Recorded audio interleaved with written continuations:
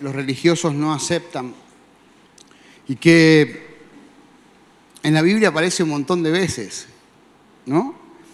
Aparece un montón de veces en la palabra del Señor y me encanta porque Dios derriba todo argumento que nosotros nos ponemos a pensar y a razonar. La suerte sí existe. Claro que existe la suerte. O podés tener buena suerte o podés tener mala suerte, pero la suerte existe. Es una realidad. ¿Qué significa suerte? Son acontecimientos que suceden por azar o casualidad y que pueda ser favorable o desfavorable para personas o cosas. Según el diccionario de la Real Academia Española, suerte significa encadenamiento de los sucesos considerados como fortuitos o casuales. La suerte existe. Y es interesante porque muchas veces nosotros cuando llegamos al camino del Señor hay cosas que comenzamos a lidiar sin tener el conocimiento pleno y el conocimiento claro de qué significan. Y la realidad es que mucha gente acontece y lleva adelante su vida a través de esto. ¿Conoce a alguien que juega a la quinela? ¿Conoce a alguien? Acá no, me imagino que no. Si usted quiere jugar a la quinela, póngalo en la ofrenda, hágame caso, que va a ser más redituable. Pero hay gente que juega a la quinela. Mi mamá, la pocha, cada tanto se juega a un kini y me lo manda a comprar a mí. Y yo digo, no, mami, no, vos andá y comprame a mí que vamos a tener suerte, me dice. Como una mujer de 85 años que no tiene... Voy y le compro el coso del kini y ella... Ahora no me maten por decir que soy en el eje, porque yo no creo en eso, no creo en el juego del azar, pero sí que existe. ¿Cuántos conocen a alguno que se ha ganado la lotería usted, por ahí? La quiniela, que sacó el numerito, el 425 a las 3 cifras con 1.000 pesos, ¿conoce? Y agarró 70.000 pesos, te dicen, ¿viste? Gastaron 200.000 antes, pero agarraron 70.000. Pero todos conocemos, ¿y eso por qué aconteció? ¿Porque era a propósito de parte de Dios que salga ese numerito? No, porque es justamente un juego de azar en el cual depositan su confianza en eso. El problema está en que realmente muchos llevan adelante la vida o su vida a través de la suerte. ¡Uy, qué suerte! Me encontré al hombre de mi vida, qué suerte, ¿no? Después el príncipe se transforma en un sapo y la buena suerte se transformó en mala suerte, ¿no? Pero era suerte, ¿o no? Porque nada te garantiza que tengas buena o mala suerte. Pero es interesante porque yo me puse a pensar en esto. Qué difícil es seguir a Cristo a través de la suerte, ¿verdad? Es difícil seguir a Cristo a través de la suerte, ¿no? Uy, qué suerte, me encontré con Cristo. Uy, qué suerte, Dios me abrió una puerta. Uy, qué mala suerte, Dios me pasó por todo. Qué mala suerte que tuvo María, que su hijo tuvo que morir en la cruz. Qué buena suerte que tuvo David, que habiendo sido pastor de ovejas, ahora es el rey de Israel, ¿no?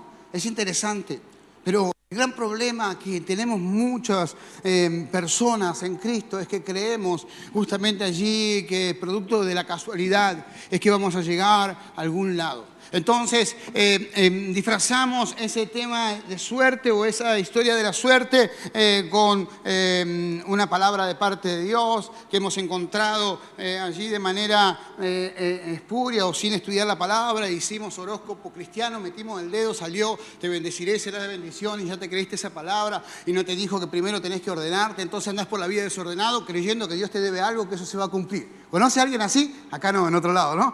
Recontra desordenado en todas las áreas, pero tus hijos van a ser benditos en las naciones, pero no le pusiste un límite, un freno en ningún lado. Tu economía, ¿viste? Le debes a cada santo una vela, Oh, el pastor vino con todos los frases hoy. Pero vas a ser próspero porque el Señor te dijo que te iba a bendecir. ¿No? No, porque yo diezmo, entonces le debo a todo el mundo porque manejo mal en mi economía, pero como diezmo Dios me tiene que bendecir. Una locura. No, Dios me llamó y me dio una palabra que me va a llevar al ministerio, entonces yo confío en esa palabra. No me preparo, no cambio mi vida, no soy testimonio y creo que Dios me va a llevar a algún lado. Es interesante, eso es creer en la suerte. Y creer justamente que porque por suerte conocimos al Señor, la historia nos va a cambiar.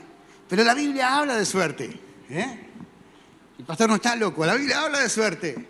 Y realmente habla justamente allí de una manera muy precisa y de una manera en la cual Dios quiere ministrarnos en esta mañana. Por lo menos en este versículo que voy a compartir, en este fragmento de la palabra que voy a compartir. Dios nos va a hablar de la suerte.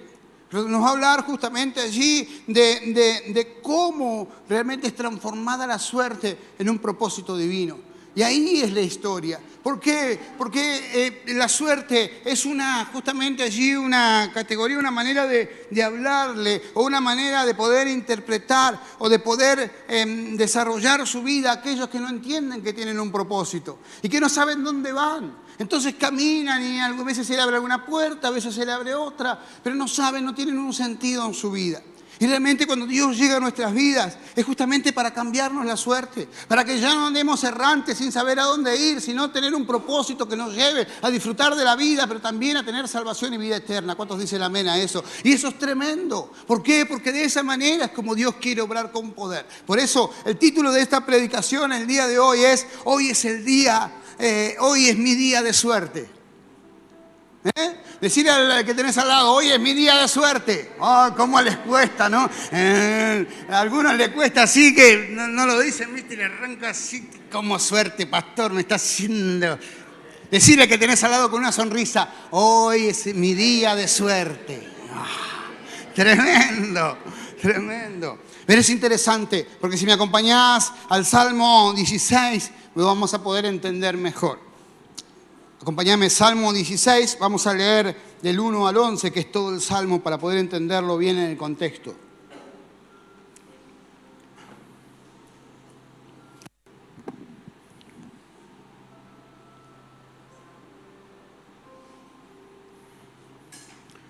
¿Lo tienen? Dice, guárdame, oh Dios, porque en ti he confiado.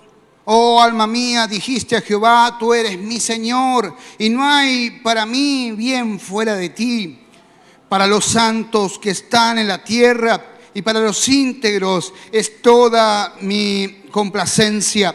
Se multiplicarán los dolores de aquellos que sirven diligentemente a otros dioses.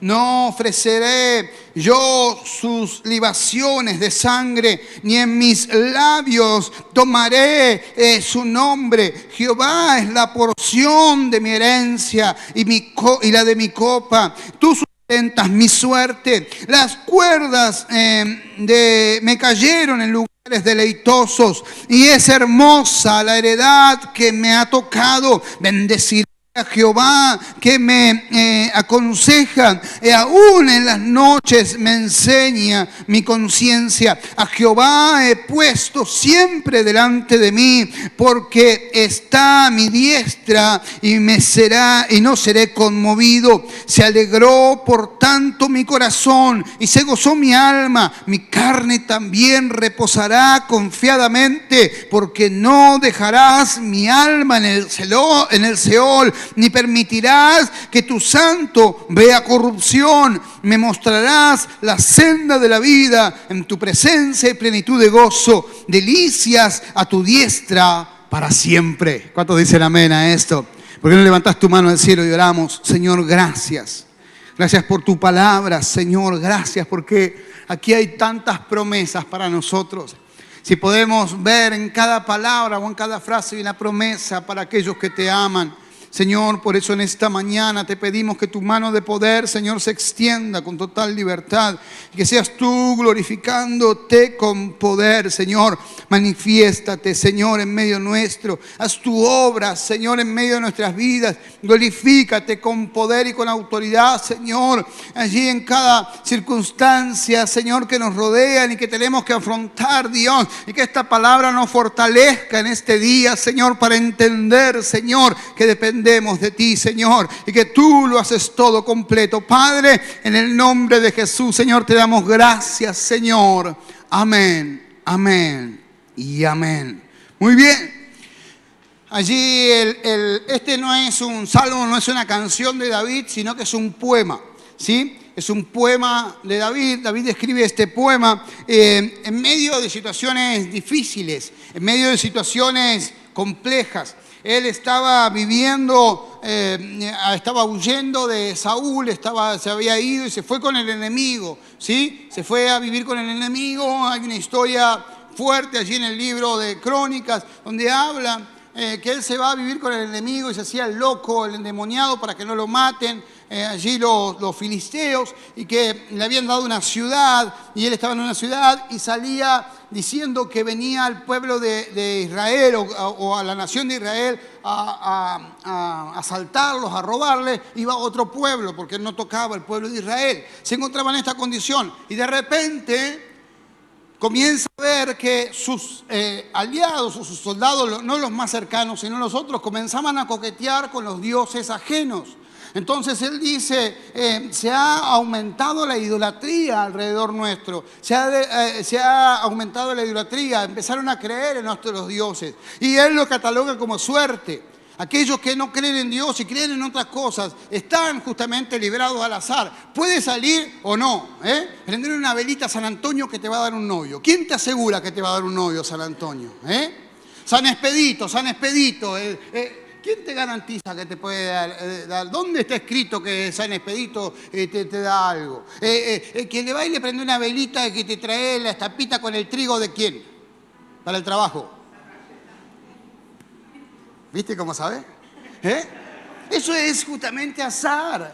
A veces creemos que el azar es simplemente estar justamente allí jugando, teniendo alguna relación de ese tipo. A ver, te pones de novio y te casás a los 2 meses con alguien que no conoces. ¿Eso no es suerte? Te puede salir bien o te puede salir mal, sin poner a Dios en medio. ¿Verdad o no? Me preocupa. ¿Vos te casaste a los 2 meses? No.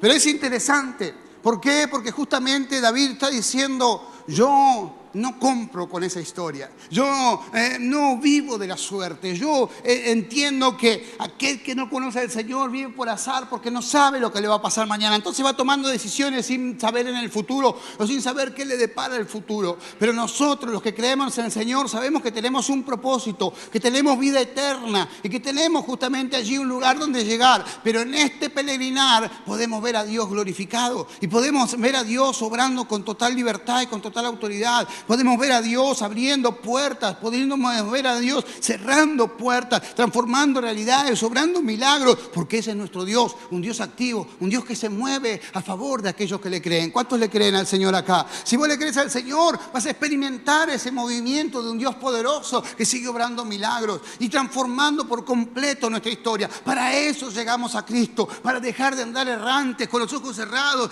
allí tratando de encontrar respuestas para nuestras vidas sin saber a dónde vamos. Por eso David justamente allí, que era un pastor de ovejas, pero que siempre amó al Señor y siempre dependió de Dios, sabía que tenía un propósito y sabía que lo que estaba viviendo en ese momento y lo que estaba aconteciendo en ese momento a su alrededor no le impactaría porque su confianza está puesta en Dios. ¿Cuántos tienen la confianza puesta en Dios? Es ahí donde Dios actúa. Por eso la pregunta que quiere responder esta palabra el día de hoy es: ¿cómo Dios cambia mi suerte? ¿Cómo Dios cambia justamente allí ese peregrinar por la vida sin saber a dónde voy o sin tener la certeza de cómo estoy caminando, para darnos justamente allí un propósito enorme? Y lo primero que quiero hablarte justamente en esta mañana es que Él es el que me sostiene. Dios cambia mi suerte sosteniéndome, siendo justamente mi proveedor, siendo quien justamente allí abra las puertas necesarias para poder bendecirme y sustentarme en el peregrinar que tengo hasta llegar a la vida eterna o hasta ir a su presencia. Es Dios quien abre puertas en aquellos que le creen. Es Dios quien promociona para nuevos cargos en aquellos que le creen. Es Dios justamente allí que en medio de crisis y dificultades que pueden estar a nuestro alrededor, abre una puerta laboral, abre una puerta de bendición, te da un lugar para hacer un emprendimiento y siempre tiene justamente allí una alternativa diferente para poder sostenernos. Pero Él no nos deja solos, no nos deja librados a la decisión política o económica de un gobierno, sino que por encima de ello Dios me sostiene para la gloria del nombre del Señor. Dice la palabra: Jehová es la porción de mi herencia. Y qué bueno que Dios no depende de una tía. ¿Viste las tías esas que cortan la torta? Que se transforma, las invitaron a un cumpleaños y siempre está la tía que corta la torta. Parece que tiene una máquina de cortar fiambre, ¿viste? Te hace, y te da una porcioncita así. ¿Conocí a alguno? Acá no, por favor, ¿no? Mirá que al pastor le gusta lo dulce. Cuando le invita al pastor un pedazo de torta, dice un pedazo de torta, no así, pedazo de torta, así. Pero, viste, el otro día vi un video, viste, porque dice, bueno, llamaba a la tía para que corte la torta y viene una señora y agarra el cuchillo así, y agarra la servilleta y le hacía así, y le daba la servilleta a papá, esa era la porción de torta, le daba la servilleta a papá no cortaba. Tremendo. Decir que el Señor es generoso. Mirá que tenés al lado decirle el Señor es generoso.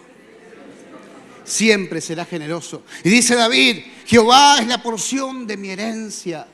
Y es interesante. ¿Por qué? Porque él estaba en tiempos difíciles, él estaba en tierra enemiga, él se estaba haciendo pasar por loco, estaba mintiendo justamente allí a los que le dieron el lugar para que no los maten, ni a él ni a los que los rodeaban, porque estaba en tiempo muy, pero muy difícil. Pero sin embargo, él podía levantar su voz y su cabeza y su corazón, sobre todo al cielo, y decir, vos sos mi porción. Vos sos mi porción de la herencia, en vos confío, vos sos quien me sustentás. Es interesante porque en estos tiempos de crisis no me canso de escuchar personas que tienen un temor enorme en la economía. Claro, faltan recursos, sí, los recursos son escasos, hay que ser prudentes para poder administrar lo que tenemos. Pero cuando Jehová es nuestra porción, esa prudencia va a servir para que Dios se glorifique. Dios no puede obrar o no puede honrar a aquellos que no tienen control de su finanza. Entonces son una canilla. Entonces cobran el 5 y el 6 ya no tienen más, ¿no? Porque claro, el 3/4 del sueldo ya se le habían gastado el 28, antes del 28. Entonces cobraron, se tienen que pagar. No les queda nada. Entonces Dios no puede hacer, porque Dios justamente allí es orden. Entonces cuando administramos correctamente, la palabra nos enseña a administrar. Si hay un tema que la palabra habla justamente y habla profundamente es de la economía. ¿Por qué? Porque el amor al dinero es la raíz de todo. ¿No lo conocen? La raíz del dinero. El amor al dinero es la raíz de todo mal. Entonces nos enseña a administrar la economía y nos enseña a tener justamente allí el control de los bienes que proceden de Él. Pero lo interesante es que cuando nosotros entendemos que Él es la porción de nuestra herencia, nunca nos va a faltar. Capaz que no nos sobre, capaz que no tenemos un tiempo de zozobra, tenemos un tiempo de estrechez, pero nunca nos va a faltar. Siempre será el Señor allí proveyendo. ¿Por qué? Porque mi confianza está puesta en el Señor. Porque Dios es quien yo confío en el Señor. No dependo de un hombre que me contrata, una mujer, no dependo de mis capacidades, de mis talentos, aunque me tengo que preparar, tengo que estudiar, tengo que hacer todo lo correcto, pero no me apoyo en eso, sino que me apoyo en Dios, que a través de eso Dios me va a bendecir. ¿Cuántos dicen amén a esto? Y eso es lo interesante. ¿Por qué? Porque lo que el salmista está diciendo es ni más ni menos que reclamando una promesa. Hay cientos y cientos de promesas de parte de Dios para nuestras vidas. Hay cientos y cientos de palabras que nos aseguran que Él es la porción justamente de nuestra herencia, que Él nos sustenta, que yo no necesito depender de nadie más que de Dios para poder ser bendecido, para poder ser próspero, para poder avanzar en la vida de manera correcta. Y justamente Él toma allí la palabra y toma en su corazón una palabra que había de parte de Dios. El salmista está declarando por medio de la fe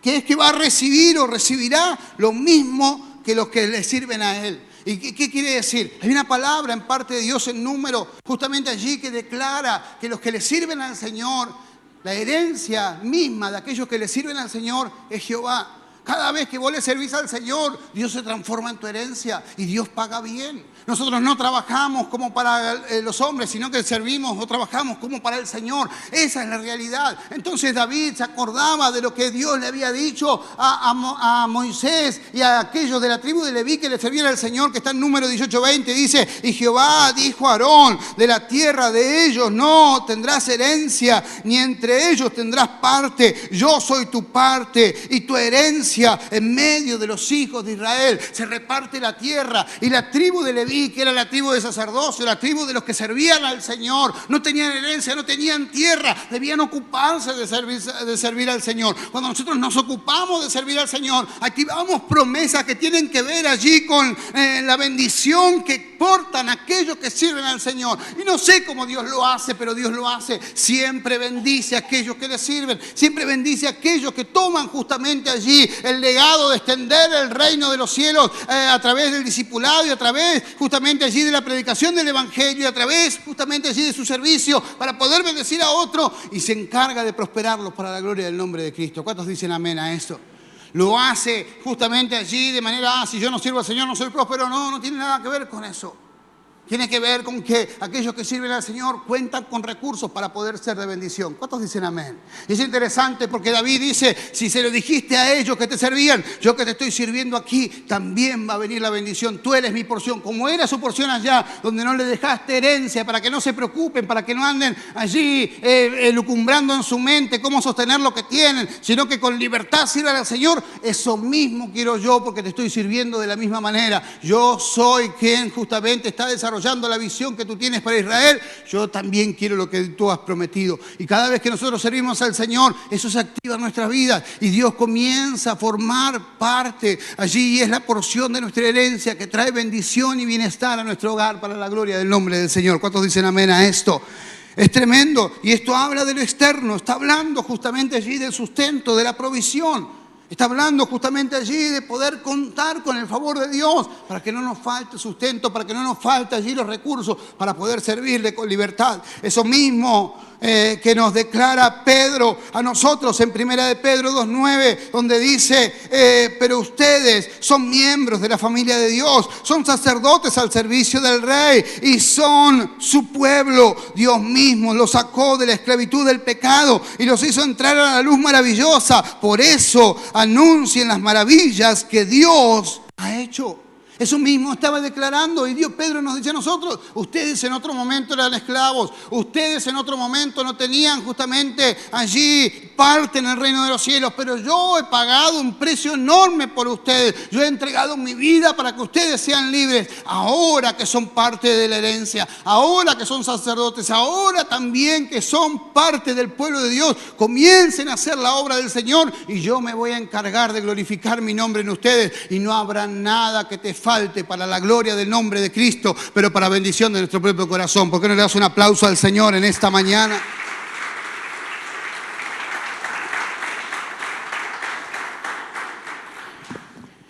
Y esto ocurre por una sencilla razón, es que Dios nunca nos da nada.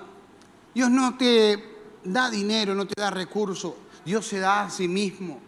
Cristo se dio a sí mismo. Y cuando nosotros somos transformados por el poder de Dios y cambia el sentido y cambia las prioridades de nuestra mente, y nuestra mente comienza a tener las mismas prioridades que Cristo, los recursos necesarios, lo que Dios entrega por nosotros comienza a hacer efecto, comenzamos a ser transformados, nos convertimos primeramente en personas responsables para poder tener un lugar allí en el cual poder suplir mis necesidades a través de un trabajo. Comienzo a ser honesto, lo que no es mío no lo toco y cuido lo que es de los demás, y comienzo a tener favor con aquellos que tienen recursos para colocarnos en lugares de eminencia para poder testificar de su nombre. ¿Cuántos dicen amén a esto? Y eso ocurre de una manera increíble. Las puertas no se abren porque somos buenitos y bien peinados.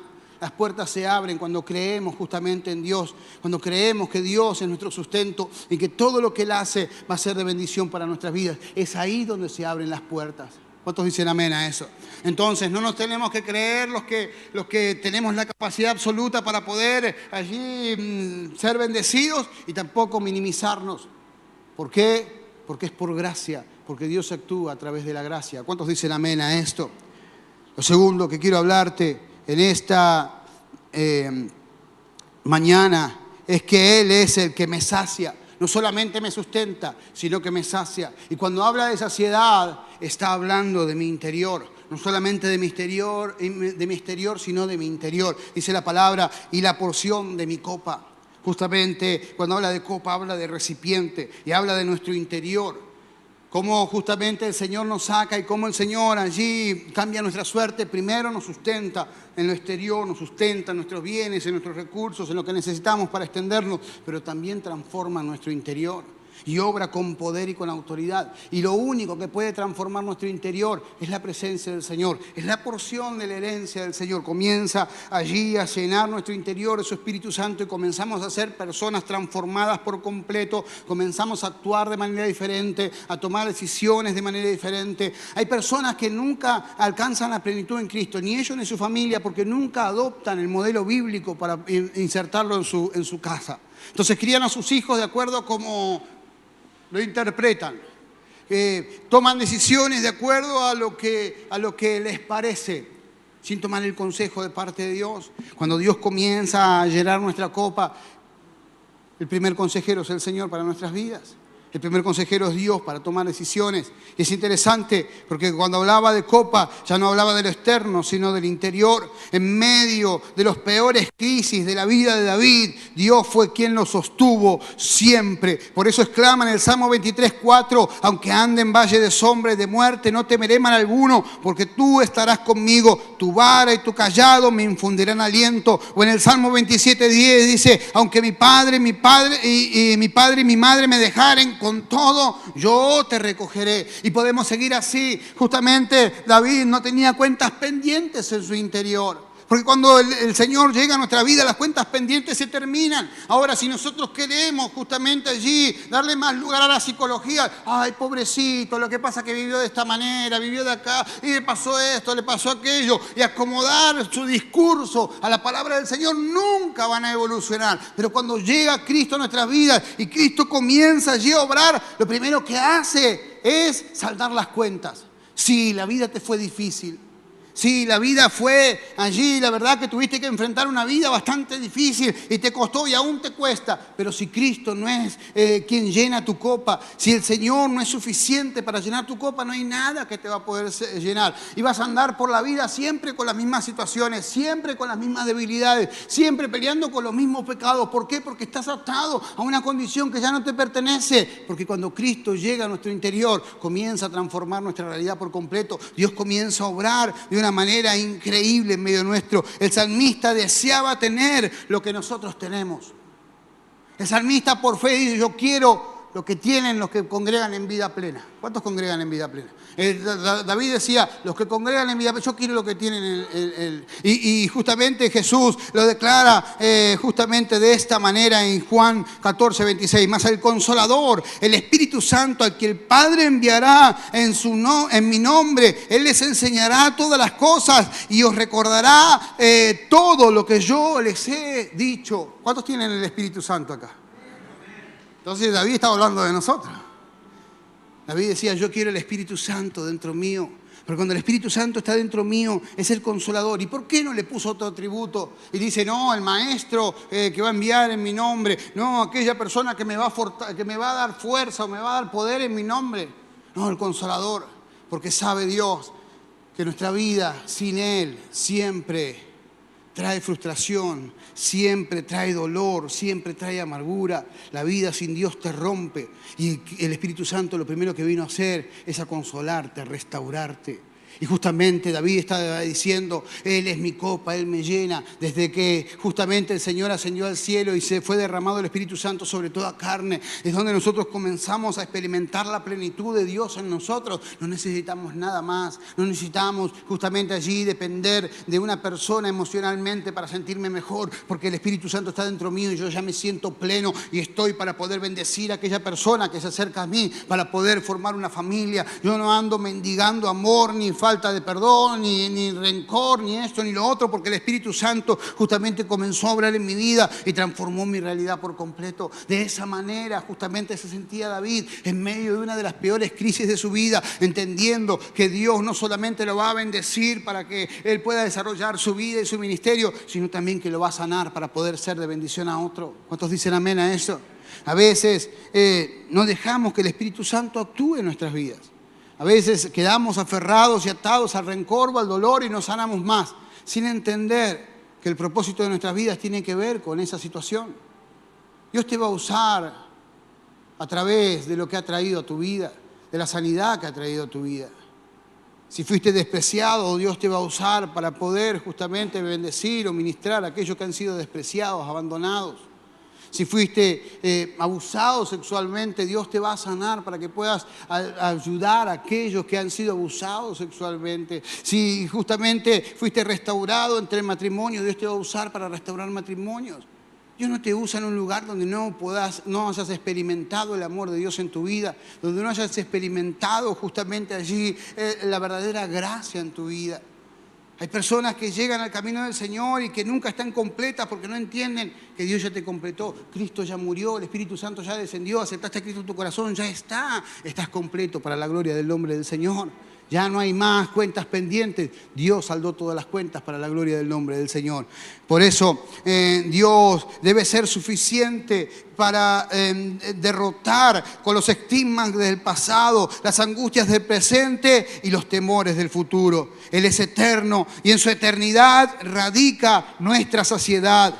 Por eso lo afirma el autor de Hebreos 13, dice, Jesucristo es el mismo ayer, hoy y por los siglos. Y no te dejéis llevar por doctrinas diversas o extrañas, porque buena cosa es afirmarse el corazón con la gracia que no convianda, que nunca aprovechan a los que se han ocupado de ella. ¿Qué quiere decir? Cristo tiene que ser suficiente. El Señor tiene que ser mi porción. Yo tengo que sentirme saciado. Y si aún no me siento saciado, no es porque el Espíritu Santo ha fallado o Dios ha fallado, es que yo no le he dado el lugar. Cuando yo le doy lugar al Espíritu Santo, la obra se hace. La obra se hace de una manera increíble, porque no tiene que ver con lo que yo pueda aportarle a Dios para que Dios me sane, sino con dejarme que Dios haga la obra y justamente transforme mi interior por completo.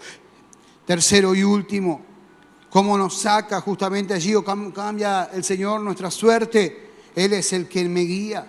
Si no nos dejamos guiar por Dios, nunca vamos a salir del lugar donde nos encontramos. Dice su palabra, tú sustentas mi suerte. Y acá quería hablarte. Él es el que nos guía. Él es el que cambia nuestra historia, el que cambia nuestros pasos. Él cambia la suerte en propósito. Tremendo. Ya no andamos caminando allí dando golpes como al aire, ya sabemos dónde vamos. Él cambió nuestra suerte en propósito. ¿Cómo? Aconsejándonos por medio de su palabra. El verso 7 dice, bendeciré a Jehová que me aconseja, aún en las noches me enseña mi conciencia. Tremendo. El Señor, desde que lo hemos recibido, está constantemente hablándonos y guiándonos a toda verdad y a toda justicia.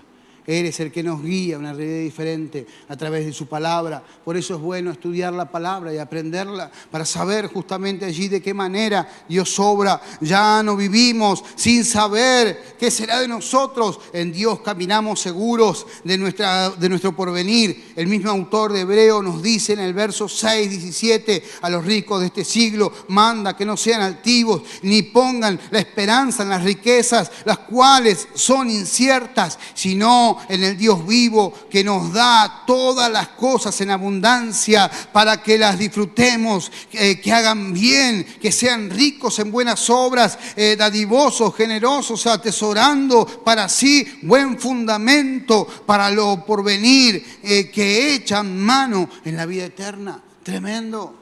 El Señor justamente allí nos aconseja y nos dice, ya hay una palabra que te guía, ya comienza a caminar realmente en la palabra y yo voy a comenzar a glorificarme con poder y con autoridad sobre tu vida. Él cambia nuestra suerte en propósito, guiándonos, no solamente aconsejándonos, sino guiándonos. Dice el verso 8, a Jehová he puesto siempre delante de mí, porque está a mi diestra, no seré conmovido.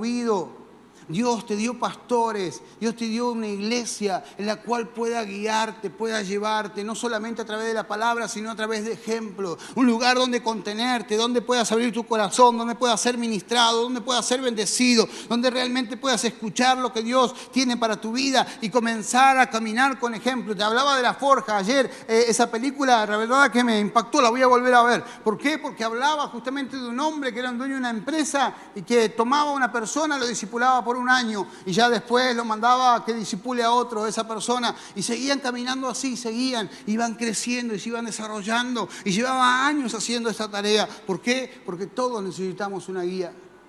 Todos necesitamos a alguien que nos muestre el camino, cómo lo debemos andar. La palabra la podemos interpretar de manera errónea, de acuerdo a lo que hay en nuestro corazón o cómo nos han enseñado. Pero si hay alguien que tiene resultados en Cristo, a esa persona hay que seguir. Si hay alguien que ha educado bien a sus hijos, a esa persona hay que seguir. Si hay alguien que tiene un matrimonio consolidado, a esa persona hay que seguir. Si hay alguien justamente que confía plenamente en el Señor, que no anda angustiado por la falta de recursos, sino que deposita su confianza en el Señor, a ese hay que seguir. Hay personas que pueden marcarte el rumbo y el camino, y el Señor lo hace de esa manera. Él se para delante nuestro a través de personas.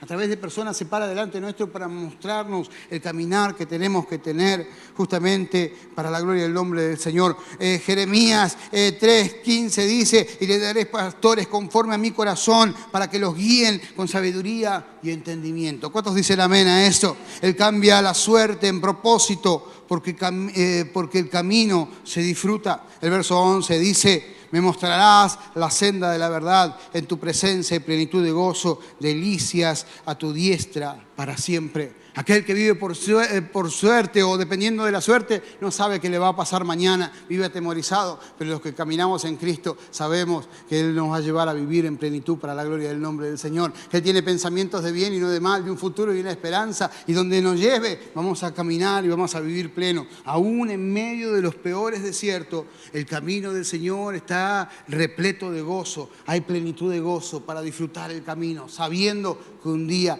no sé cuándo, el Señor me vendrá a buscar y allí viviré plenamente para la gloria del nombre del Señor. La seguridad de su propósito no es la que me permite disfrutar del viaje, porque no importa el camino, sino el que maneja.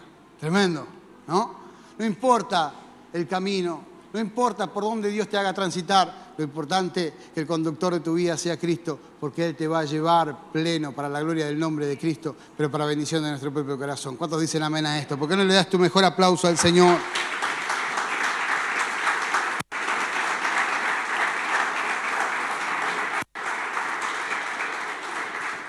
Entonces, si en esta mañana determinás que Jehová sea la porción que te sustente, que sea la porción de tu copa que te llene, que sea el que te guíe, entonces hoy es el día de suerte para que tu vida pueda ser transformada por completo para la gloria del nombre del Señor. ¿Por qué no te pones en pie en esta mañana?